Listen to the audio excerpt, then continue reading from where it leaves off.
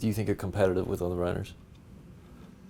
I'm not competitive with them because the writers that I'm trying to peg myself to are not in this market. I try to read the really good reviewers and emulate aspects of their writing that I like. And I think that's probably how everybody writes in a way. Or I guess these days be inspired. When I read a review and it's got just a really great description of something, I think, wow, I really need to step up my game and find some description the next time I do something. Or even, why do I bother? Yeah, I really kind of set myself little challenges. Right, that too. Some people are so good at it.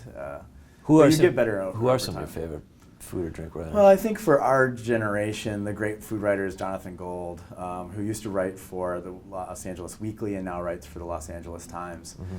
And he's the only food writer who won a Pulitzer Prize.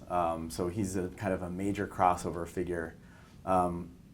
He writes with such great fidelity, such great cultural references, whether it's to music or baseball. He'll say like, "Oh, this dish is like this song," but in a very specific way that I think a lot of people can relate to.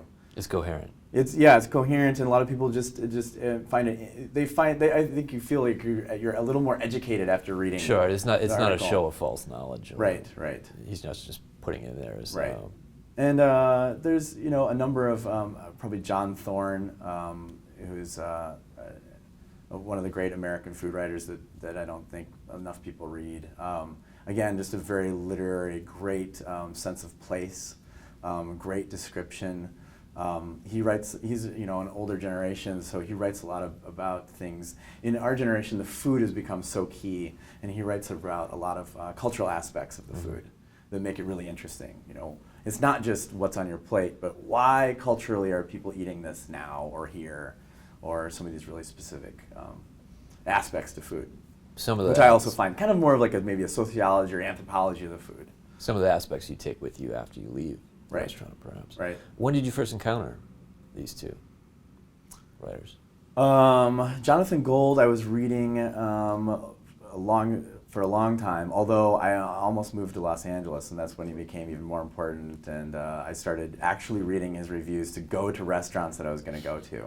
And that was because I'd read the reviews, but they're not without any kind of, without going to the restaurants necessarily. They don't make as much sense. Although Sure. they do transcend. I mean, it's great reading. Whether you could be writing about anything, and then I could really see from the review how amazingly good he was at setting a scene. For instance, you're going to walk into, you're going to walk into this fish market, and you're going to see a woman selling. Churros out front. Yeah. And the churros are going to be like this. And you can go there and park your car and walk in, and sure enough, there's somebody, selling churros in front of the fish market. And that kind of, the scales kind of fall from your eyes when you realize that somebody can be that accurate, I guess. And I take it you reread his work. Yeah, I mean, sometimes. I mean, if I'm looking, I'm actively reading his work. I listen to him on KCRW. He's on as well. But I don't want to, just say it's Jonathan Gold. I'm always reading all of the magazines. What I'm implying is it's so good that you sometimes go back to it. Yeah, yep. There's definitely, just like good writing, there's certain paragraphs or phrases that are just incredible. Or say, how did he approach this aspect of the craft? Right, exactly. Like yeah, that. Yeah. When you really start getting down into the writing, you realize that it is not all, but a lot of vocabulary, thesaurus, where your commas are going, how you highlight some things versus others, a lot of like shading in the sentences and that kind of thing.